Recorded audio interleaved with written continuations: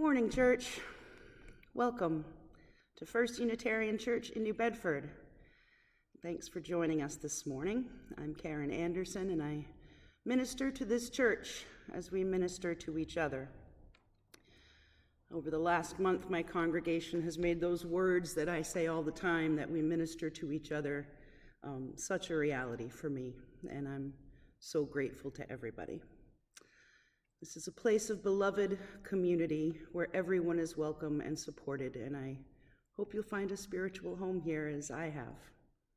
It's just me today. No Yasmin, no Randy, no piano or organ, just me. So let's begin by lighting our chalice, the symbol of our covenant and of our shared experience.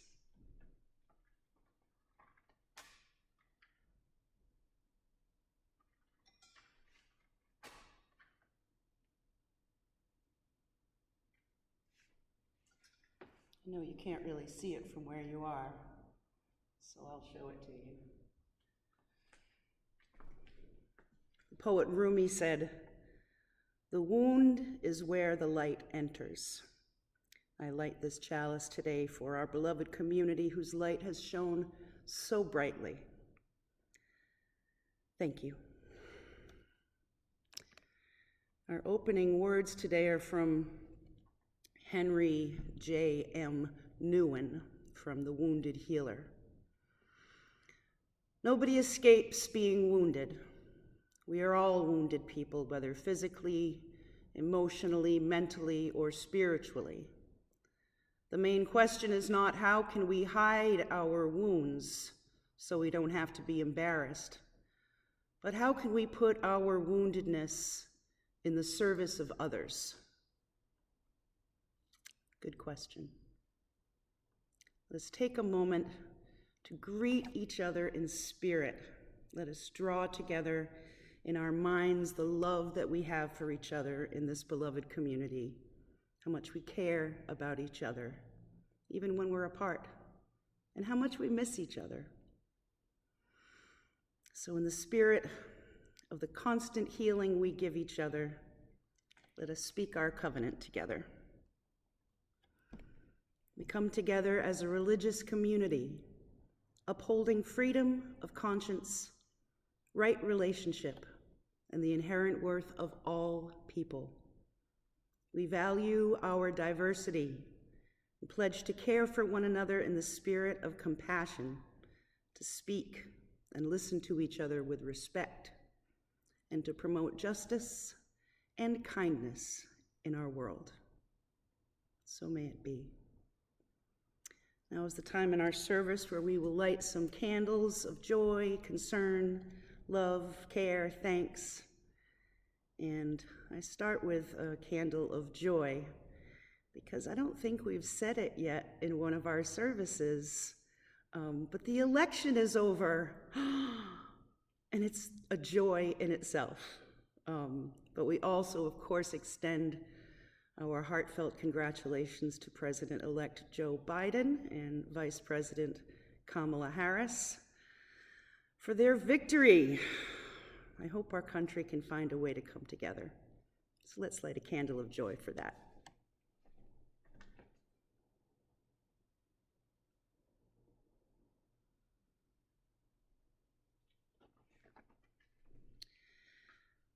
I light a candle of joy, of love for my friend, Judy Brownell.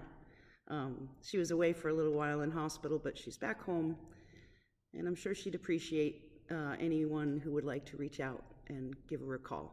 So let's all reach out together at this moment and send her our love and healing.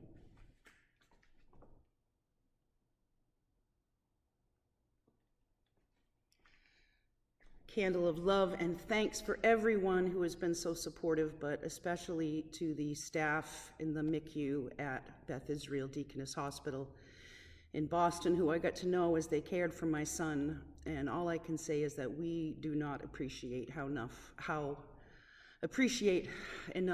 hard our caregivers working in our hospitals and on the front lines, doing the hardest work, how much service and dedication they have.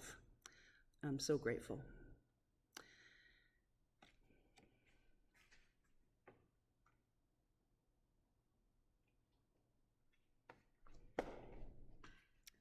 At this time of Thanksgiving, a candle of love and support to everyone who has lost someone to this pandemic. The numbers are rising. And I know so many people need support as they and their loved ones deal with this, and sometimes everything's okay in the end, and we give thanks for those who can get through this without symptoms or awful side effects. But we also know how terrible this virus can be for some when a loved one is struck down hard by it. There are nearly 250,000 people in our country dead from this virus as I speak to you. It's no joke, it's no hoax. Let us open our hearts to all of those affected by this awful sickness. Let us give thanks for those fighting on the front lines, and let us come together as a community to love and to support each other.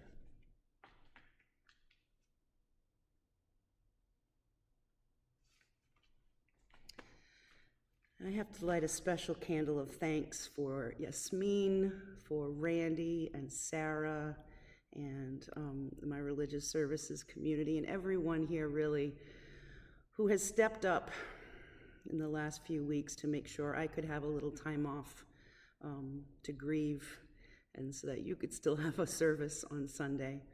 My most heartfelt and deepest thanks to everyone.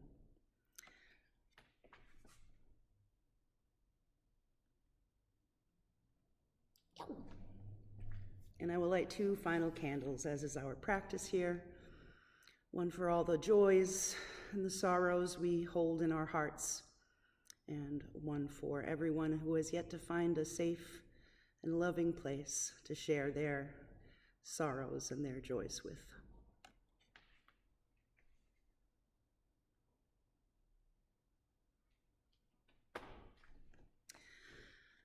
Now, I'm going to sing one of the hymns that's in our hymnal, Bright Morning Stars. I sang this for my son often when we were visiting. Sing along at home if you know the words.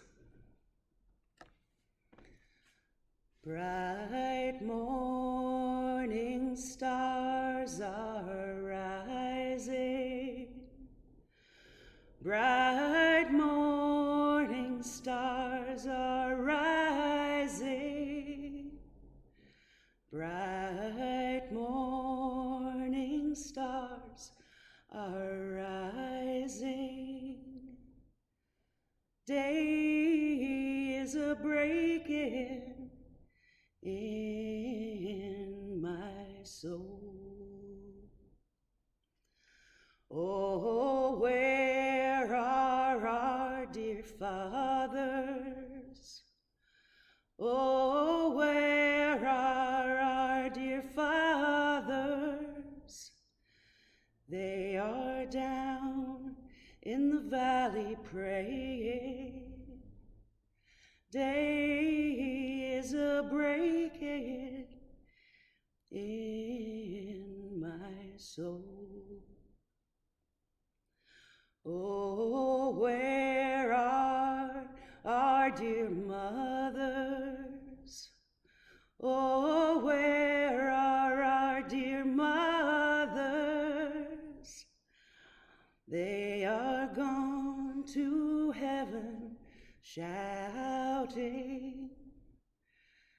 Day is a breaking in my soul.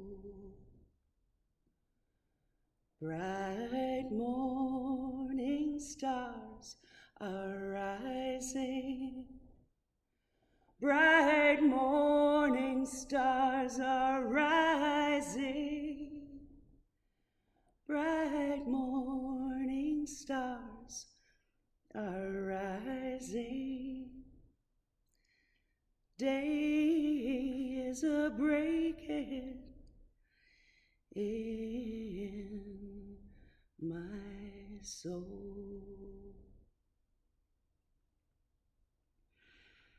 First reading is from Rachel Naomi Remen from her book Kitchen Table Wisdom.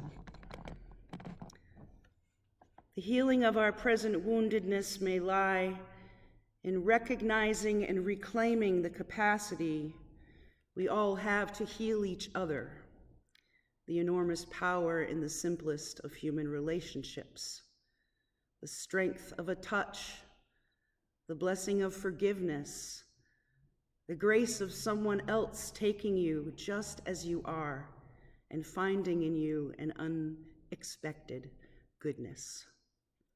Everyone alive has suffered. It is the wisdom gained from our wounds and from our own experiences of suffering that make us able to heal. Becoming expert has turned out to be less important than remembering and trusting the wholeness in myself and everyone else. Expertise cures, but wounded people can best be healed by other wounded people. Only other wounded people can understand what is needed, for the healing of suffering is compassion, not expertise.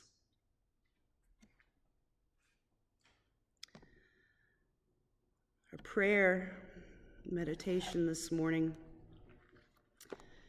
is from Nancy Schaffer, one of my favorites. It's called Mending. How shall we mend you, sweet soul? What shall we use? And how is it in the first place you've come to be torn? Come, sit, tell me. We will find a way to mend you. I would offer you so much, sweet soul. This banana, sliced in rounds of palest yellow atop hot cereal, or these raisins scattered through it. Would offer cellos in the background, singing melodies Vivaldi heard and wrote for us to keep. Would hold out to you everything colored blue or lavender or light green.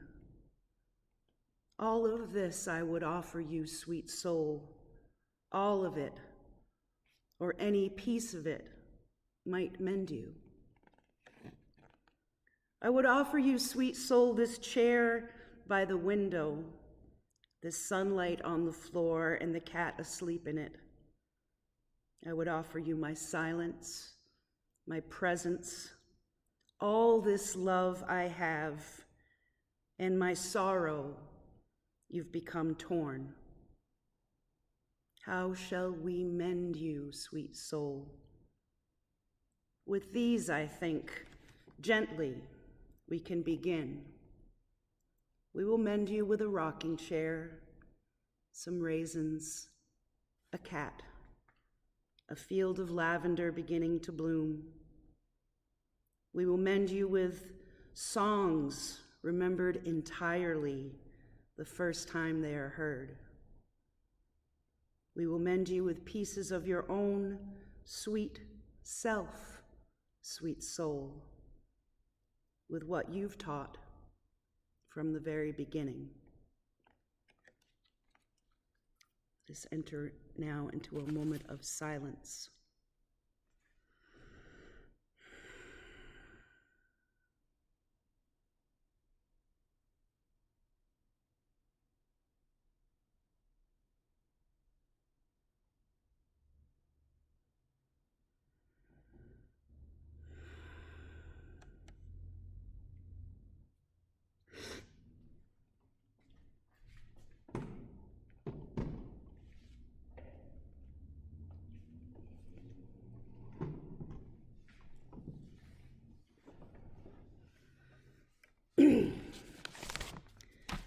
I'm going to sing you a song that I wrote many years ago now, called Awaken.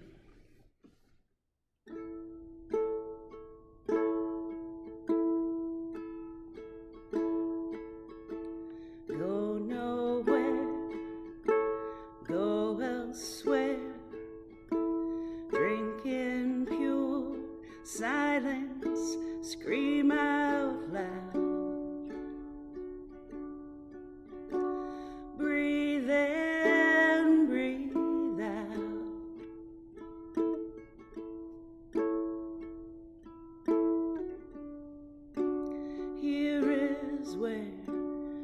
yourself is found.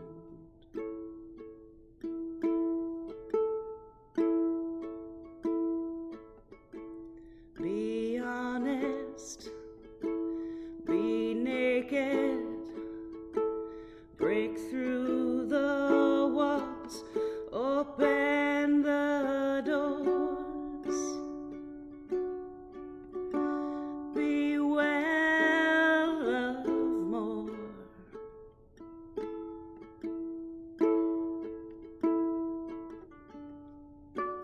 That is what this life is for.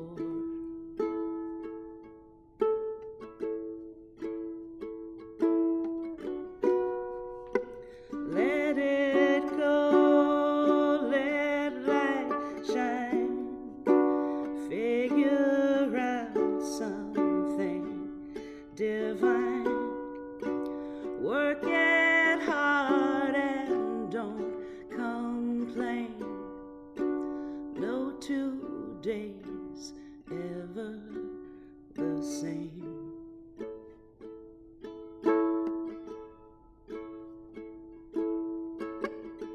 Stay up late,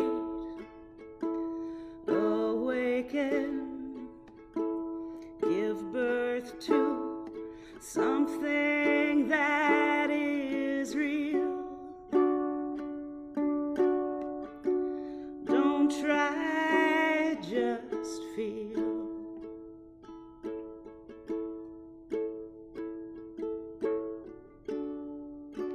Leave your heart open to steal.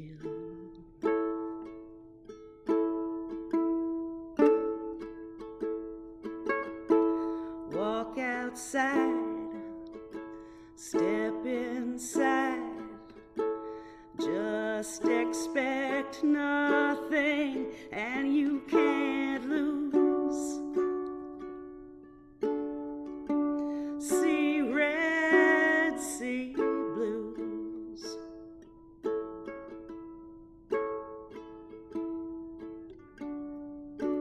Lay out all your cards and choose.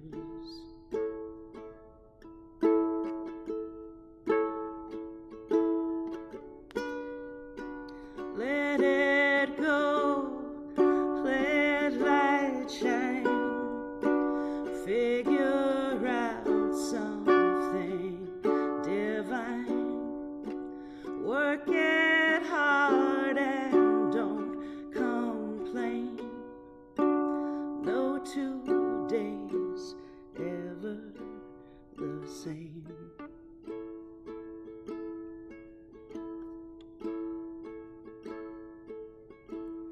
Go nowhere, go elsewhere, drinking pure silence, scream out loud. Breathe in, breathe out.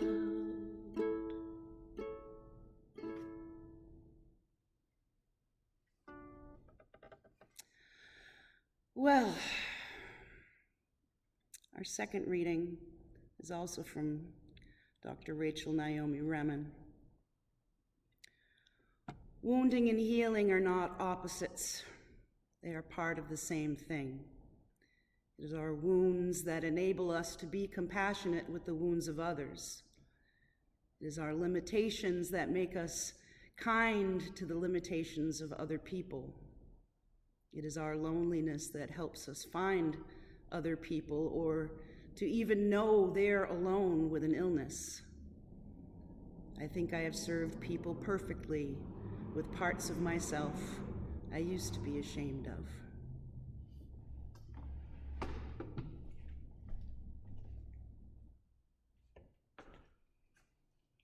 Now is the time in our service where we would ask you for your kind donations toward the good works of this church. As always, you can send a check to 71 8th Street, New Bedford, Massachusetts, 02740, or you can go to our website, uunewbedford.org, and if you scroll all the way to the bottom, you'll find a donate button there. And we sure thank you for your help and your kindness. Now, healing. This month, our Soul Matters theme has been healing. What does it mean to be a people of healing who help to heal each other? As it turned out for me, this was a month which I needed and received an overwhelming amount of healing, love, and support from my congregation, my community, and my friends. My son, Dylan Amadeus, one of my twins, became very ill at the end of October, not with COVID, by the way. And he passed away into the Summerland on the 6th of November, a little more than a month after his 32nd birthday. And this loss for me, for our family, for his dad, his twin, and pretty much everyone who knew Dylan has been heartbreaking, to say the least. There aren't really any words, and I'm pretty good with words. I'll tell you a story, though, the same story that I told at my son's memorial last weekend, which his close cousins and friends arranged, complete with Dylan movie clips at the end. It was rather amazing, and I'm so grateful for the love and care everybody showed me. Many people got up and told stories about their experiences with Dylan, how kind he was, how kooky he was, how welcoming, how he put everyone at ease, and how he could somehow pick up any instrument and play it. It was beautiful, and I'm so grateful. I wasn't sure if I was going to be able to speak other than to thank everyone. I had been practicing a song over and over again that I'll sing at the end today. Practiced it 100 times just to take the sting out of it, so I could sing something for Dylan anyhow. But I thought of this story that I had to share with other people, and it helped me heal to tell it. So I'll tell it again. My boys were sitting out, let's see, they must have been 15, 16 years old at this point, and they were maybe a little older even. They were sitting out in our yard on Thomas Street, where we used to live, and I was on the second floor, and I was actually in the restroom at the time, where there was a window right there. You could see down into the yard, and I could hear them talking to someone, and I looked out the window, and there's some person sitting in our yard, just a random person. I couldn't see from the front who it was, but it was definitely no one my children knew, and I guess the guy must have been on some hard times, and listening to my kids tell him, well, you know, it'll be okay, and repeating things that I've told them myself over and over through the years. And I guess one of the most gratifying things about being a parent is to have it come to fruition like that, you know, so that you can look over and say, wow, those are my boys. So I went downstairs to see what was going on and to see who this stranger was that was in my yard talking to my children. And it was, he turned around, and it happened to be a guy that I knew from the Blue Moon when I used to bartend there. And he said, of course, these are your kids. My gosh, he said, I was walking by, I just asked them for a light for my cigarette, and they invited me in and said, do you need something to drink? You want to sit down, relax for a little while? Tell me about yourself. And he was kind of blown away. And he did, but he sat there and he talked to my kids, and he said, you know, I never would have expected this. You know, I'm a black man walking by, and these are two little white kids And they just invited me without even thinking twice. And I did always tell my kids to talk to strangers, and I'm glad that they followed that advice.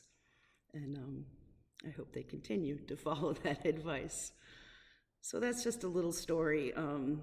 That day was a blessing, and I look back on it with a smile, as every day with both of my sons contained. So this is why I've been talking about being wounded so much today. I've suffered a tremendous loss. Nay, the world has suffered a tremendous loss without my son being in it. But here's where healing begins. Here is where beloved community takes over. Well, I've been dealing with all of this sickness and sadness somehow every day without fail over the last month. There's been something left to eat on my porch.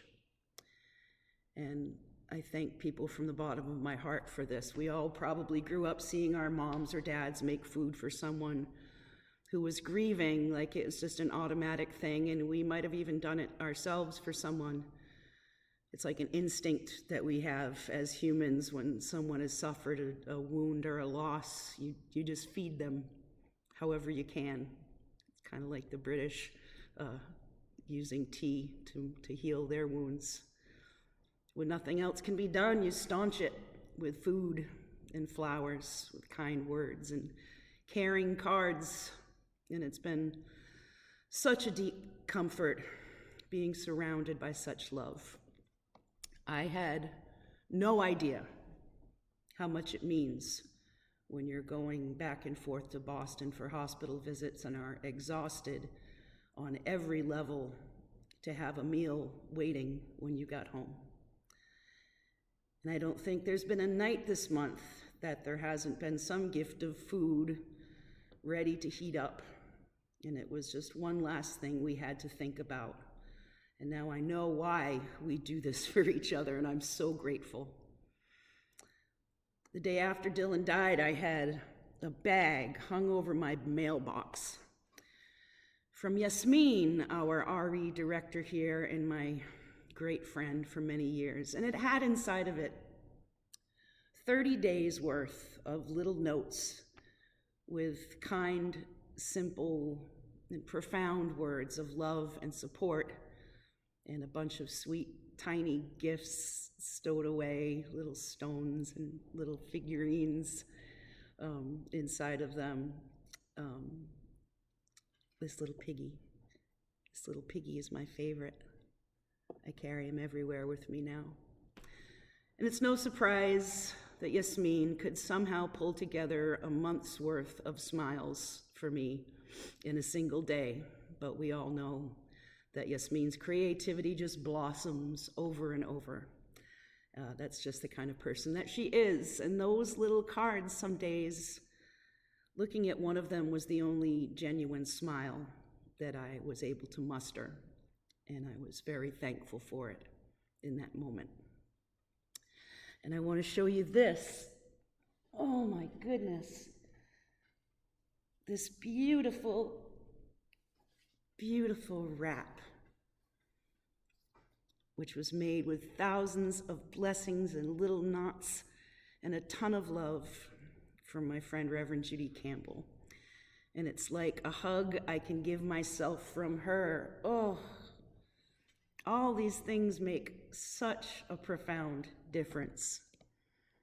This is what beloved community feels like. This is what shared ministry is. My first sermon as your minister, lo, these 5 years ago now, if you can believe it, was titled, Minister is a Verb. And that idea, which has been at the core of my ministry, has helped me begin to heal. Because all of you have shown me exactly what that means. What we do for each other, what we can, not a bunch of platitudes, but what we really do for each other to show how much we care and how much we support each other. Healing is hard after any kind of loss or trauma. And when you have a support system, it makes everything a little easier. This is what beloved community feels like. And I feel so blessed to be part of it. So my own prayer today is for those who don't have this kind of community to prop them up when they're at their lowest. There are so many people this year who have lost someone. And blessed be if you have this kind of community to surround you with love. But I pray for the lonely, for the lost, for those who have no one. I can't imagine that kind of pain right now. And it only makes me want to try and heal our community even more, to be more active in helping the helpless, and to be the best kind of minister I can be. Healing my own wounds will come from helping others in any way I can. This is what I taught my kids. Be kind and joyful in the service of others. Do your best to help all beings and spread love wherever you go. That simple equation could heal us all if we let it. Amen and blessed be. Our closing words this morning are from Darcy Roque. There is too much hardship in this world not to find joy every day. There is too much injustice in this world not to right the balance every day. There is too much pain in this world not to heal every day. Each of us ministers to a weary world. Let us go forth now and do that which calls us to make this world more loving, more compassionate, and more filled with the grace of divine presence every day. So may it be. Hold fast, people. We love you, and we're here for you. And we'll see you next week. I'm going to close this today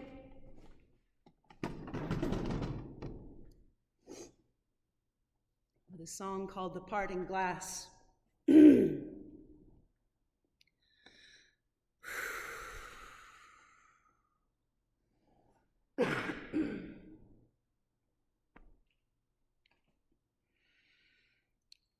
Of all the money that e'er I've spent it in good company, and all the harm that e'er I've done, alas, it was to none but me. And all I've done for want of wit, to memory now I can't recall. So fill to me the parting glass. Good night and joy be with you all. Of all the comrades that e'er I've had, they're sorry for my going away, and all the sweethearts that e'er I've had would wish me one more day to stay. But since it falls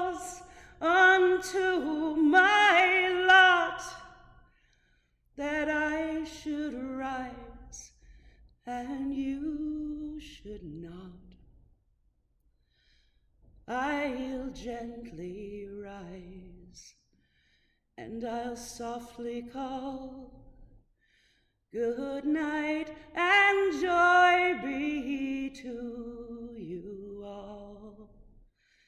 Good night and joy be to you all. Joy be with you, peace be with you, and love be with you.